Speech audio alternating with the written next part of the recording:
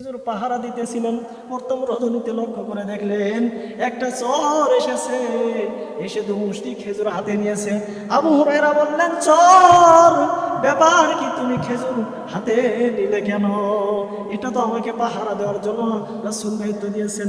চোর বললেন, আবু হুরায়রা রে, আমার বাড়িতে ছেলে মেয়ে না খেয়ে আছে, পরিবারের সবাই না খেয়ে আছে, অনাহারে আছে। হে আবু হুরায়রা, এগুলো তো আগামীকাল আমাদের মাঝে বন্টন হবে, অথবা আমাকে কিছু দাও, আমি বাচ্চাদেরকে নিয়ে যাব, নিয়ে গিয়ে এই খেজুরটা খাওয়াবো। আবু হুরায়রা দয়া করে কিছু খেজুর দিলেন। দ্বিতীয় দিন আবু হুরায়রা রাসূলের দরবারে যখন হাজির হলেন, রাসূল সাল্লাল্লাহু আলাইহি ওয়াসাল্লাম বললেন, আবু হুরায়রা, ব্যাপার কি, তুমি চোরকে কেন ছেড়ে দিলে, খেজুর কেন দিতে দিলে? আবু হুরায়রা তখন বললেন, রাসূল, এই চোর আমার কাছে পরিবারের দোহাই দিয়েছিল, এই জন্য আমি খেজুর নিতে দিয়েছিলাম।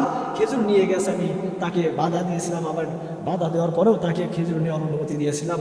রাসূল সাল্লাল্লাহু আলাইহি ওয়াসাল্লাম বললেন, আবু হুরায়রা রে, তুমি তাকে খেজুর নিতে বলেছো, শোনো, এই চোর বড় শেষা চোর, এ আবার আজকে আসবে চুরি করার জন্য। এবার তৃতীয় দিন আবু হুরায়রা আবার পাহারা দিচ্ছেন, লক্ষ্য করে দেখে চোর দ্বিতীয় দিন আবার এসেছে।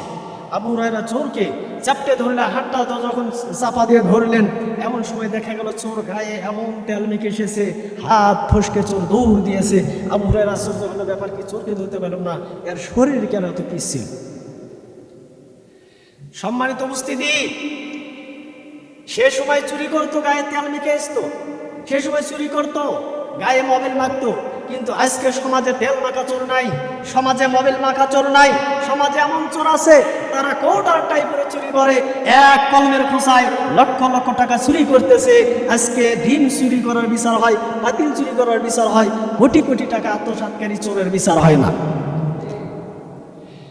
তো এবার আবু হুরায়রা দ্বিতীয় দিন আবার খেজুর পাহারা দিতেছিলেন, চোর হাত ফুসকে চলে গেলেন। আবু হুরায়রা তৃতীয় দিন আবার রাসূল সাল্লাল্লাহু আলাইহি ওয়াসাল্লামের দরবারে হাজির হলেন। রাসূল সাল্লাল্লাহু আলাইহি ওয়াসাল্লাম বললেন, আবু হুরায়রা, ব্যাপার কি, তুমি দ্বিতীয় দিন চোরকে কেন ছেড়ে দিলে? আবু হুরায়রা বললেন, ইয়া রাসূলুল্লাহ, আমি চোরকে ধরেছিলাম, কিন্তু লক্ষ্য করে দেখলাম চোর হাত ফুসকে চলে গেছে, তার গায়ে মনে হয় তেল মেখে এসেছিল। রাসূল বললেন, আবু হুরায়রা রে, এই চোর আবার তৃতীয় দিন আসবে। আবু হুরায়রা তৃতীয় দিন আবার খেজুর পাহারা দিতেছিলেন। খেজুর পাহারা দিতে গিয়ে আবু হুরায়রা লক্ষ্য করলেন চোর তৃতীয় দিন আবার এসেছে। রাসূল সাল্লাল্লাহু আলাইহি ওয়াসাল্লাম তখন আবু হুরায়রাকে বলেছিলেন, ও আবু হুরায়রা, তুমি চোরকে আটকানোর ব্যবস্থা করো, চোর আবার আসবে। আবু হুরায়রা তৃতীয় দিন, সেই দিন চোরকে ধরার জন্য কিছু রশি সঙ্গে নিয়েছিলেন। চোর আসার সঙ্গে সঙ্গে রশি দ্বারা বেঁধেছিলেন। বাঁধার পরে চোর বললেন, আবু হুরায়রা রে, তুমি আমাকে বেঁধে ফেললে, ও আবু হুরায়রা, আমাকে রাসূলের দরবারে হাজির করো না, আমাকে যদি ছেড়ে দাও, আমি তোমাকে এমন একটা আমল শিক্ষা দিব, যে আমল করার কারণে তোমার বাড়ি চুরি হবে না। চোর বলতেছে, আবু হুরায়রা, আমি তোমাকে এমন একটা শিক্ষা দিব, যে আমলটা তুমি করলে তোমার বাড়ি চুরি হবে না। আবু হুরায়রা বলতেছে, চোর, তুমি বলো কি এমন আমল আছে? তখন বলে আবু হুরায়রা, বলবো, ঠিক আছে, আগে আমাকে ছেড়ে দাও। আবু হুরায়রা সঙ্গে সঙ্গে চোরকে ছেড়ে দিলেন। চোরকে ছেড়ে দেওয়ার সঙ্গে সঙ্গে চোর যায় আর বলে, আবু হুরায়রা, কুরআনুল কারীমের ভিতরে এমন একটা সূরা আছে, পুরো কোরআন 30 পারা, আর একটা সূরাই নিয়েছে 2.5 পারা। আলহামদুলিল্লাহ, এই সর্ববৃহৎ সূরা, এত বড় সূরা, সূরার নাম সূরাতুল বাকারা। ও গায়বান্দাবাসী, আপনাদেরকে বলেছিলাম আপনাদের জেলার নামে একটা সূরা কোরআনে আছে, এই সূরার মধ্যে আমল আছে। এই সূরাতুল বাকারা হলো গায়বান্ধা জেলার নামে। বাকারা মানে গাবি, গাবি মানে গাই, গায়ের সাথে গায়বান্ধার মিল আছে। এই জন্য আমি বলেছিলাম গায়বান্ধা জেলার নামে একটা সূরা দিয়েছে। আলহামদুলিল্লাহ বলেন, এই আয়াতের আমল যদি কেউ করে, রাসূল বললেন সূরাতুল বাকারার ভিতরে একটা আয়াত আছে যার নাম আয়াতুল কুরসি। কেউ যদি রাত্রিবেলা আয়াতুল কুরসি পড়ে ঘুমায়, রাসূল বললেন রহমতের 70,000 ফেরেশতা তার বাড়ি পাহারা দেয়। ওই বাড়ি চুরি ডাকাতি হবে না। শুধু তাই নয়, এর পাশাপাশি রাসূল সাল্লাল্লাহু আলাইহি ওয়াসাল্লাম আরো কিছু আমলের কথা বলেছেন। কেউ যদি সূরা নাস, সূরা ফালাক পড়ে ঘুমায়, সূরা ইখলাস পড়ে ঘুমায়, ওই ব্যক্তিটা সারা রাত সকল অনীহা থেকে হেফাজত থাকবে। রাসূল সাল্লাল্লাহু আলাইহি ওয়াসাল্লাম বললেন আরও কিছু আমল আছে, ঘুমানোর সময় দুরূদ ইব্রাহিম পড়তে হবে, সূরা নাস ফালাক পড়তে হবে, আরও কিছু আমল করতে হবে। আমরা কিসের আমল করব? আমরা এমন মানুষ হয়ে গেছি, আমাদের সমাজের মানুষ এমন হয়ে গেছে, রাত্রিবেলা কিসের ঘুমানোর দোয়া পড়বে, কিসের সূরা নাস ফালাক পড়বে, কিসের আয়াতুল কুরসি পড়বে। দেখা যায় অনেকে ওযু না করে শুয়ে পড়ে, সালাত তো একেবারেই নাই। এখন অনেকে ভাববে যে হুজুর খালি আয়াতুল কুরসি তেলাওয়াতের কথা বললেন। এক মাহফিলে বলেছিলাম কেউ যদি সুবহানাল্লাহ পড়ে, সুবহানাল্লাহ একবার পড়ার কারণে রাসূল সাল্লাল্লাহু আলাইহি ওয়াসাল্লাম বলেছেন তার জন্য জান্নাতে একটা খেজুর বৃক্ষ নির্মাণ হয়ে যায়। তখন ওই ব্যক্তি বলেছিল, একজন ব্যক্তি দাঁড়িয়ে বলতেছে হুজুর আয়াত একবার যদি সুবহানাল্লাহ পড়ি, একবার সুবহানাল্লাহ পড়লে জান্নাতে খেজুর বৃক্ষ নির্মাণ হয়, তো সালাত আদায় করে কি করবো, খালি সুবহানাল্লাহ পড়ি। আসলে ঘটনা কি এমন? 5 ওয়াক্ত সালাত আগে আদায় করতে হবে, তারপরে সুবহানাল্লাহ, আলহামদুলিল্লাহ, আয়াতুল কুরসির ফজিলত খুঁজতে হবে। একটা উদাহরণ দেই, গাইবান্ধা জেলার মানুষ, আপনারা শোনেন, আপনাদের গাইবান্ধা জেলাতে কি মাছ বিক্রি করে না, জেলে বা মেজে? এই জেলে মেজে গ্রামগঞ্জে মাছ বিক্রি করার জন্য যায়। তো মাছ বিক্রি করতে গিয়ে একজন জেলে মাছ বিক্রি করতে গিয়ে সে মেজেটা বা সেই জেলেটা এত ভালো, তার মনটা এত ভালো, সে ভাগার থেকে ফাও বেশি দেয়। ভাগার থেকে ফাও বেশি দেয়। ফাও বেশি মানে ভাগা যা দেয় তার থেকে ফাও আরো ডবল দেয়। এখন এক মহিলা তার স্বামীকে বললেন, ও স্বামী, এই যে ভাগার থেকে ফাও বেশি দেয়, যান তো 20 টাকা দিল, একটা বাংলো দিল, দিয়ে বললো স্বামী গো যান ওই জেলের কাছে যান, যা দেখেন ও ভাগের থেকে ফাও বেশি দেয়। এ এখন গিয়ে বলতেছে, হ্যাঁ জেলে, তোমার অনেক প্রশংসা শুনলাম, তুমি ভাগের থেকে ফাও বেশি দাও, একটু ফাও দাও তো দেখি। তখন জেলে দেখলো প্রশংসা যখন এত বেশি হলো, ও করছে কি, ফাও ডবল দিছে, এমন ডবল দিছে ভাগের থেকে বেশি হয়েছে। এখন এই ব্যক্তিটা ফাওটা নিয়ে চিন্তা করতেছে, আহারে আমি যে ফাও পাইছি এ কি হলে 3 দিন যাবে, তা আমি ভাগের কি দরকার আছে? ও ফাও নিয়ে যাচ্ছে, পেছন দিকে জেলে ডাকতেছে, ও ভাই তুমি ফাও নিয়ে কেন যাচ্ছ? তখন বলে যে ভাই যে ফাও পাইছি এ কি হলে 3 দিন চলবে, তো আপনার ভাগ দিয়ে কি করবো? তখন জেলে বলতেছে, ভাই ও ভাই তুমি ফাও নিয়ে যাচ্ছ, প্রয়োজনে ফাও আরো 4টা দিব, ভাগ সারা ফাও নাই। এই জন্য রাসূল বললেন 5 ওয়াক্ত সালাত আদায় করতে হবে। যে ব্যক্তি 5 ওয়াক্ত সালাত আদায় করে না, এর জন্য সুবহানাল্লাহর ফজিলত নাই, এর জন্য আয়াতুল কুরসির ফজিলত নাই।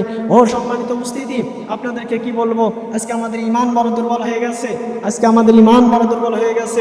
আয়াতুল কুরসির আলোচনা, এই যে বললাম আপনার বাড়ি চুরি হবে না, ডাকাতি হবে না, 70,000 রহমতের ফেরেশতা পাহারা দিবে।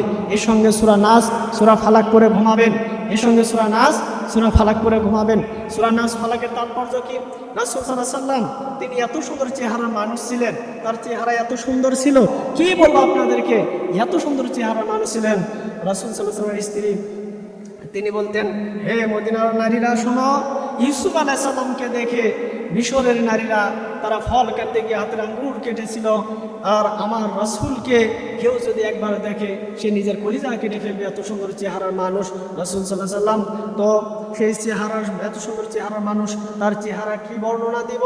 হযরত আনাস রাদিয়াল্লাহু তাআলা আনহু একদিন রাসূল সাল্লাল্লাহু আলাইহি ওয়াসাল্লামকে সঙ্গে করে নিয়ে বাড়িতে গেলেন। বাড়িতে গিয়ে তার মাকে ডাক দিলেন, মা লক্ষ্য করে দেখো কাকে নিয়ে এসেছি। আনাসের মা বললেন, বাবা আনাস উসওয়া শুনে বুঝতে দাও। তখন উসওয়া শুনে বুঝতে দিল। আনাসের মা তিনি বাড়ির ভিতর থেকে রাসূলের সামনে আসলেন। রাসূল সাল্লাল্লাহু আলাইহি ওয়াসাল্লামের সামনে এসে লক্ষ্য করে দেখলেন এত সুন্দর চেহারার মানুষ, তার চেহারা এত সুন্দর। আনাসের মা একবার আকাশের দিকে তাকায়, আরেকবার রাসূল সাল্লাল্লাহু আলাইহি ওয়াসাল্লামের চেহারার দিকে তাকায়। আনাস বললেন, মা ব্যাপার কি বুঝলাম না, একবার রাসূল সাল্লাল্লাহু আলাইহি ওয়াসাল্লামের চেহারার দিকে তাকান, আরেকবার আকাশের দিকে তাকান, ব্যাপার কি কিছুই তো বুঝলাম না। তখন আনাসের মা বললেন, হে আনাস, এমন একজন ব্যক্তিকে আমার বাড়িতে নিয়ে এসেছো। আনাস, আমি ওই আকাশে চন্দ্র উদ্ভাসিত হয়েছে, ওই চাঁদের মধ্যে দাগ দেখা যায়, ওই চাঁদের মধ্যে রেখা দেখা যায়, কিন্তু এমন একজন মানুষকে আমার বাড়িতে নিয়ে এসেছো যে মানুষের চেহারার মধ্যে কিঞ্চিত পরিমাণ কোনো দাগ নাই। সুবহানাল্লাহ, এত সুন্দর চেহারা মানুষ রাসূল ছিলেন। রাসূল সাল্লাল্লাহু আলাইহি ওয়াসাল্লামের চেহারা এত সুন্দর ছিল, কিন্তু দেখা গেল দিন দিন এই সুন্দর চেহারাটা যেন মলিন হতেছিল, দিন দিন এই সুন্দর চেহারাটা যেন তার মলিন হয়ে যাচ্ছিল। আনাস রাদিয়াল্লাহু তাআলা আনহু মা বললেন এত সুন্দর চেহারা মানুষ, সেই চেহারা মানুষটা দিন দিন চেহারাটা মনে হচ্ছিল। এমন সময় রাসূল সাল্লাল্লাহু আলাইহি ওয়াসাল্লাম তিনি যখন চিবাচ্ছিলেন মনে এসে দুজন ফেরেশতা আসলেন, একজন মাথার কাছে বসলেন, আরেকজন পায়ের কাছে বসলেন, একজন আরেকজনকে কোষ জোরে গল্প শুরু করলেন। এক ফেরেশতা আরেক ফেরেশতাকে বলে, তুমি কি জানো রাসূলের চেহারা দিন দিন কেন মলিন হতেছে, কেন চেহারা নষ্ট হয়ে যাচ্ছে? তখন বলে না, তখন বলে শোনো, রাসূল সাল্লাল্লাহু আলাইহি ওয়াসাল্লামের প্রতি জাদু করা হয়েছে, তার মাথার চুল সংগ্রহ করে কূপ নামে একটা কূপের ভিতরে 11টা গিট্ট দিয়ে পাথর চাপা দিয়ে রাখা হয়েছে। এই যে ফেরেশতারা বলাবলি করতে লাগলেন, এই যে কূপ নামে কূপের ভিতরে পাথর চাপা দিয়ে রাখা হলো, তখন রাসূল সাল্লাল্লাহু আলাইহি ওয়াসাল্লামের ঘুম ভেঙে গেলেন। সাহাবীদেরকে ডাকলেন, ও সাহাবীরা, আমি স্বপ্নে দেখলাম আমার প্রতি জাদু করা হয়েছে, এই ঘটনা, পাথর চাপা দিয়ে আমার চুল রাখা হয়েছে, এটা কে তুলবে? রাসূল সাল্লাল্লাহু আলাইহি ওয়াসাল্লাম বললেন, এ সাহাবীরা, তোমাদের মধ্যে একজন ব্যক্তি তুলতে পারে, সেটাই হলো আমার জামাতা হযরত আলী। আলী ছাড়া কেউ তুলতে পারবে না। হযরত আলীকে নেমে দেওয়া হলো কূপের ভিতর থেকে, পাথর চাপা থেকে চিরুনিটা ওঠানো হলো। চিরুনিটা ওঠানোর পরে হযরত আলী তিনি লক্ষ্য করলেন চুলের ভিতরে একটা নয়, দুইটা নয়, 11টা গিট্ট হয়ে গেছে, 11টা গিট্ট লেগে গেছে। হযরত আলী এবং সকল সাহাবী চেষ্টা করে, একটা গিট্ট খোলা যায় না। সম্মানিত উপস্থিতি, চুলের গিট্ট কি খোলা সম্ভব? এত চেষ্টা করে খুলতে পারে না। এমন সময় জিবরাইল আমিন ফেরেশতা এসে বলতেছে, ও আল্লাহর নবী, আপনি আপনার সাহাবীদেরকে বলেন যেভাবে চুলের গিট্ট খোলার জন্য চেষ্টা করতেছে, কিয়ামত পর্যন্ত যদি চেষ্টা করে একটা গিট্ট খোলা সম্ভব নয়। তখন রাসূল বললেন, হে জিবরাইল, বলো বলো এই গিট্ট খোলার উপায়টা কি? তখন জিবরাইল আমিন বললেন, ইয়া রাসূলুল্লাহ, ইয়া হাবিবাল্লাহ, নবী গো, আপনার প্রতি দুটো সূরা নাজিল হয়েছে। কুরআনুল কারীমের মধ্যে দুটো সূরা আপনার প্রতি নাজিল হয়েছে। একটা সূরার নাম সূরা ফালাক, আরেকটা সূরার নাম সূরা নাস। এই সূরা ফালাক আর সূরা নাসের ভিতরে 11টা আয়াত আছে। চুলের গিট্ট 11টা, আয়াত 11টা। রাসূল সাল্লাল্লাহু আলাইহি ওয়াসাল্লামকে বললেন, ও আল্লাহর নবী, আপনি একটা করে গিট্টতে ফু দেন, একটা করে আয়াত পড়েন, একটা করে গিট্টতে ফু দেন, একটা করে গিট্ট খুলে যাবে। এইভাবে সাহাবীরা দেখে গেল, একটা করে আয়াত পড়ে, একটা করে গিট্টতে ফু দেয়, একটা করে গিট্ট খুলে যায়। 11টা আয়াত পড়া শেষ, 11টা গিট্ট খুলে গেল। 11টা গিট্ট খোলা শেষ। রাসূল সাল্লাল্লাহু আলাইহি ওয়াসাল্লাম তারপরে দিন দিন সুস্থ হলেন। এই জন্য বলে সূরা নাস, সূরা ফালাক, সূরা ফালাক, সূরা নাস, আয়াতুল কুরসি করে ঘুমাবেন, দুরূদ ইব্রাহিম করে ঘুমাবেন।